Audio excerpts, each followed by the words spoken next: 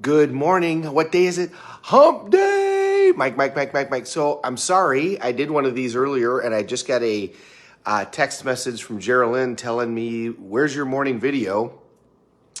It must not have uploaded. I've had some difficulty with Facebook uploading the video live lately. Maybe I hit the wrong button. So let's do this again. So good morning, everybody, and happy Wednesday.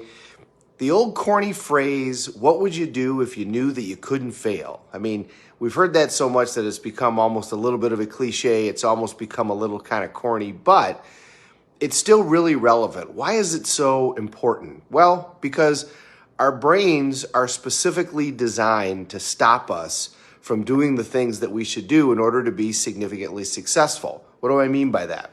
Well, our brains are still wired to protect us from like an animal around the corner that's going to come and attack us. They're designed to protect us from being attacked by other humans. They're designed to protect us as though we're still in kind of Neolithic times, prehistoric times. So they're designed to help operate us by fear. I mean, that's really what drives a lot of our basic reactions is be afraid because death could be right around the corner. Now, obviously there's situations that you got to protect yourself and we all have to drive correctly and all those types of things. But it stops us from taking the personal risks that we should always take. It stops us from taking the risks of, do I start my own business? Do I go over across the room and talk to that person? Do I pick up the phone and make the phone call? Do I turn on Facebook Live and start a video stream just to see what it's like?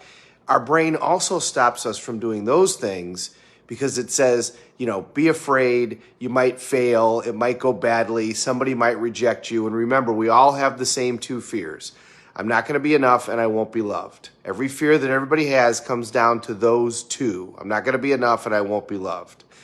So that prehistoric brain, sometimes you'll hear it called the reptilian brain, stops you from taking those risks. That's why that corny phrase makes so much sense. What would you do if you knew you couldn't fail? Because if you knew you couldn't fail, you'd go ahead and take the shot.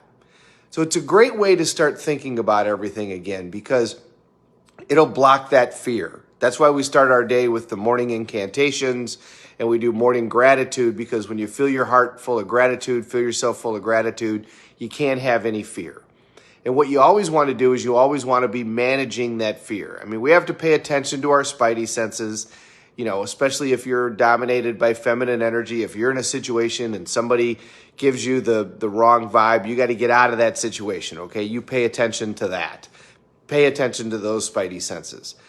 But when your reptilian brain stops you from taking the risk financially, from taking the business risk, from trying the thing that you know that you should try and do, whether it's start your own business or start doing, comedy clubs at night, or decide to change careers, or decide to end that relationship that you've needed to end for a long time, or decide to begin a new relationship, or have the conversation with your boss, whatever it is, that's the part of your brain that you gotta control and manage. And you do that by asking yourself better questions. Questions like, what would I try and do if I knew I couldn't fail? Questions like, what could I gain from this? What's the potential downside, but what's the potential upside? How will I feel 5 years from now if I don't have that conversation or start that Facebook Live or start that business or end that relationship or begin that new relationship? How will I feel in 10 years? What type of role model am I for my kids if I don't do all of those things?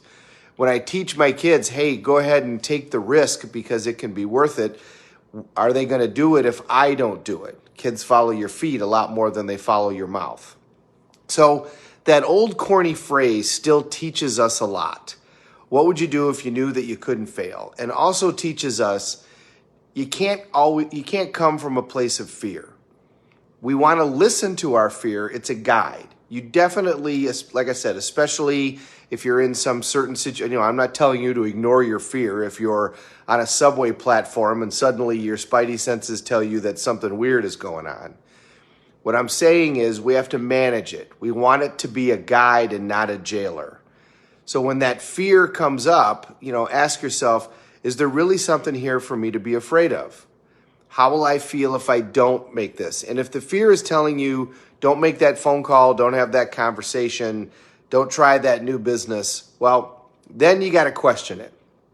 Why is it telling me to do that? Is it because if I fail, I'm worried that I'm not going to be enough and I won't be loved? If that's the case, then you don't listen to it. If it's telling you if you fail, you're going to be damaged or injured or those types of things, okay, that's different. But when the fear is just, I'm worried that I'm gonna not be enough for the people that love me, that's a fear that you don't pay attention to. Because let's face it, more often than not, does society reward the people who take the risks or the people who play it safe?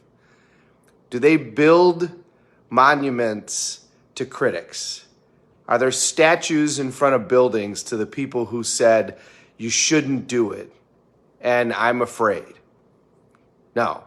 The people that take the risks are the ones that are rewarded, infinitely rewarded, overly rewarded. The ones that decide, I'm going to be the maverick, I'm going to be the pioneer, I'm going to be the one that takes this in a new direction, those are the people that change the world, and those are the people that say, I'm going to do things differently, I'm going to do something else that nobody else has ever done. And those are the ones that end their life and feel proud about the fact that even if it didn't work out, they gave it their shot.